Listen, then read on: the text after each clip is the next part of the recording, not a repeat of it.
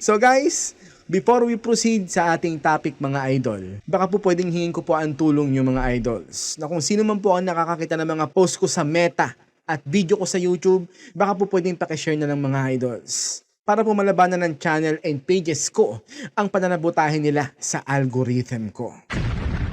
Okay ba mga idols? At saka di ako naniniwala na walang nanonood sa mga video ni Mr. Rio. Subukan nyong alisin ang pananabutahin nyo sa algorithm ko and you will see marami pa rin viewers si Mr. Rio. Tama. Sadyang tingin ko lang talaga may kinalaman dito ang bang administration na to. Dahil di nila kami kayang bayaran, ang gagawin po nila si Meta o si YouTube ang babayaran nila para lang isabutahe ang mga algorithm namin. Real talk. Diba guys? Yun po ang simple explanation kung bakit sobrang baba ng views ko. Actually po lahat kami affected eh. Sadyang malaki lang talaga ang following nung ibang mga vloggers. Tama. Diba? Meron dyan mga vloggers, merong 600k or 1M ang mga followers nila. Pero ilan lang ang views nila? 100k? Diba?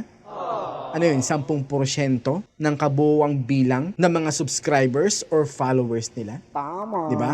So kung sa akin 10% mga idol, below pa sa 10% ang sa akin. Kasi guys, hindi malang umaabot ng 1,000 ang views ko sa isang video ko. Diba?